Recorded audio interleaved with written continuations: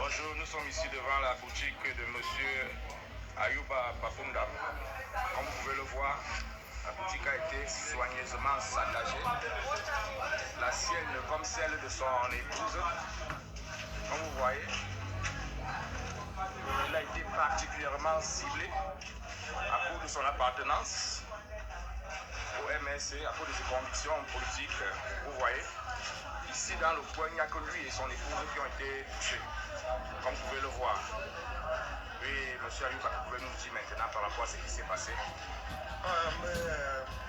Je vous dis la vérité que la qualité qu'on nous a touché, même les choses qui se passent au Nozo, là, c'est un peu mieux. Ce qui se passe dans le département de Gélobo, ça dépasse ce qui se passe au Nozo. Et il y a toute la qualité d'armée ici, dans le département de Gélobo. Chef-lieu du département de président de la République. Donc ça veut dire que c'est eux qui encouragent ce qui se passe ici. Ça fait déjà 3 fois. Tout ma boutique s'envolait avec tout ce qui est tout ça. Même la boutique de ma voisine qui vend le remède. Il n'y a rien qui reste dedans. Et il y a toute la qualité d'armée dans le département de Gélobo. Il n'y a personne qui a descendu sur le terrain, même le préfet, même le sous-préfet. Mais tous, il n'y a personne qui sont descendus. Je n'ai plus rien dans la boutique. Tout est parti. Regardez la boutique. Il n'y a plus rien dans la boutique. Il n'y a plus rien dans la boutique. Voici la boutique qui est comme ça.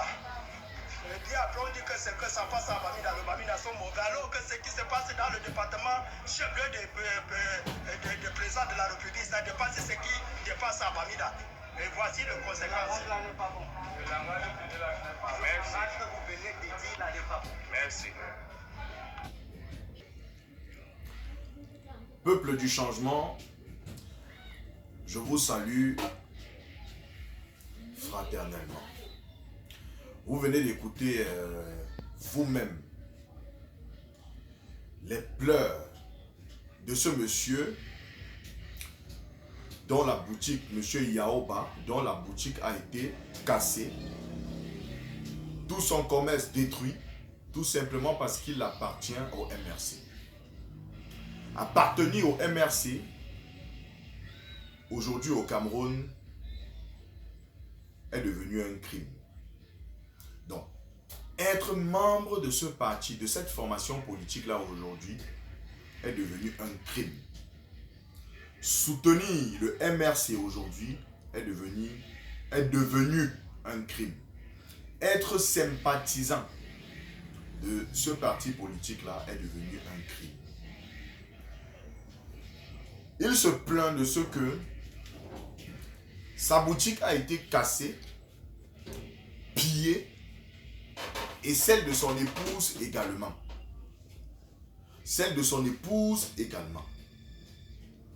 Et donc, ceci s'est fait sans que les forces de l'ordre, policiers, gendarmes, sans qu'aucune autorité, sous-préfet, préfet, y compris les adjoints, ne fassent même une descente pour interpeller les auteurs de cette casse ou de ce pillage-là. Je me pose la question de savoir, mais où est passé le ministre de l'administration territoriale, Paul Atangandi, pour ne pas sanctionner, comme il sait très bien le faire, ou instruire les autorités de cette zone-là afin qu'ils puissent retrouver les auteurs de cet acte barbare et macabre-là. Après, l'on va dire que les sympathisants du MRC, les militants même du MRC sont violents, tout en oubliant que les militants et sympathisants du MRC ne sont que dans la réaction. Est-ce que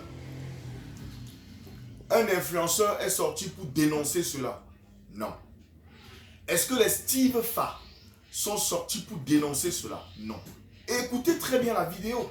Pendant qu'il exprime sa frustration, il y a des individus derrière qui disent que non, tu ne dois pas parler comme ça. Puisqu'il dit ceci, ce qui se passe dans le chef-lieu du département du chef de l'État est plus grave que ce qui se passe à Bamenda. C'est-à-dire que le gars est courroucé, il est abasourdi par ce qu'il observe. Mais des individus sont là. Ça dit que, il dit que non, on est le langage là qu'on n'aime pas. Vous connaissez ils ne savent même pas ce que c'est que avoir un commerce. Imaginez-vous quelqu'un qui contracte les prêts dans les banques et qui met son business sur pied. On se lève un matin, on vient, on casse ça comme ça. Il commence où? Il commence par où? Il commence comment? Il rembourse ses créanciers comment? Comment est-ce qu'il fait pour rembourser ses créances?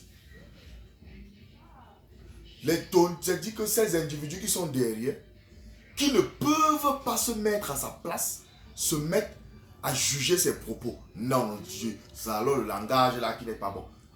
Écoutez, voir comment les gens se comportent. Hein. C'est-à-dire que vous frappez un enfant et vous l'empêchez de pleurer.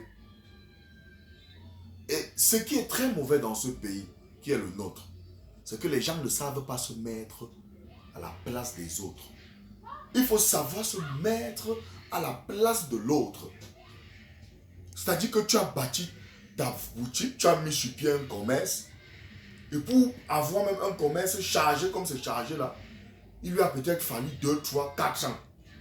Mais un matin, parce qu'il appartient à une formation politique, on se lève, on vient, on casse. Atangandi, c'est seulement, Atangandi, c'est seulement mettre les hommes politiques en garde. Il s'est seulement averti les hommes politiques, menacer, les hommes politiques, se moquer de la souffrance du peuple. Voilà un monsieur, parce qu'il appartient à une formation politique. Une formation politique, il a le droit d'appartenir à la formation politique de son choix. Est-ce que vous avez vu un militant du MRC aller saccager la boutique d'un autre militant, d'un citoyen parce qu'il est militant du RDPC? Jamais. Vous n'allez jamais voir de telles bêtises. Honnêtement, regardez, parce qu'il appartient à une formation politique, eh bien, on casse toutes ces choses. Vous observez cela? Après, on va dire que nous sommes dans un pays de droit. C'est-à-dire appartenir à une formation politique qui a décidé de ne pas faire danser la même danse que le régime, qui a décidé de ne pas fonctionner comme le régime demande. Eh bien, ils sont taxés de tous les noms d'oiseaux. Nous qui soutenons le MRC, nous qui soutenons le MRC, nous qui soutenons Maurice Kamto, on nous taxe de tous les noms d'oiseaux. Et puis, je vais profiter de ce message-ci pour dire quelque chose. Mais, monsieur Atangandi se plaint que un parti politique, il parle du MNC, a refusé d'aller aux élections. Un homme politique véreux a refusé d'aller aux élections. Mais je me pose la question de savoir, un homme politique a refusé d'aller aux élections, ton problème là-bas c'est quoi? C'est-à-dire le MS se lève et dit que Kamto se lève et dit que je ne pars plus aux élections. Ça t'énerve pourquoi? Il est libre, non? C'est son droit de ne pas aller aux élections. Et je voudrais aussi terminer pour dire que monsieur le ministre de l'administration territoriale, il faut mener des enquêtes pour retrouver les auteurs de la casse de la boutique de ce monsieur. Donc nous les Camerounais, nous ne sommes plus comment je vais dire ça, en sécurité dans la région du sud. Les Camerounais ne sont plus en sécurité. Du centre-sud même. Est-ce que c'est bien comme ça? Parce que vous appartenez à une formation politique ou peut-être parce que vous appartenez à une communauté. Puisqu'aujourd'hui, le régime a décidé de soutenir ceux qui attisent la haine tribale. Et je voudrais aussi dire, monsieur Atangandi, où en est-on avec l'affaire Roland Ewane? Roland Ewane, c'est ce sous-préfet là qui a été kidnappé, le sous-préfet de Ida Bato. qui a été kidnappé, dont on a observé sur les vidéos comment est-ce qu'on le torturait. On ne sait même plus s'il est vivant ou s'il est mort. Attends, tu n'as jamais communiqué là-dessus. Tu ne nous dis pas s'il est déjà mort ou comment est-ce que sa famille, est-ce que sa famille est comment? Ils ont les nouvelles de leur père. Est-ce que les enfants ont les nouvelles de leur père? Honnêtement, je dis bien honnêtement, il faudrait qu'on soit cohérent dans ce pays. Plutôt que d'invectiver les hommes politiques, plutôt que de menacer les hommes politiques, monsieur le ministre, vous feriez mieux de retrouver d'abord les auteurs, de condamner d'abord les casses qui ont eu lieu à Meillon, les auteurs des casses de ce monsieur, de la boutique de ce monsieur Ayouba qui a eu lieu à Sanmelima hier.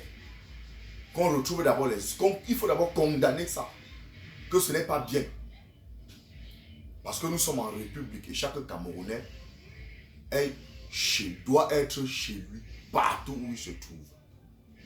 Donc, il faut d'abord condamner ça plutôt que de condamner ou de menacer les hommes politiques. Bien le bonsoir.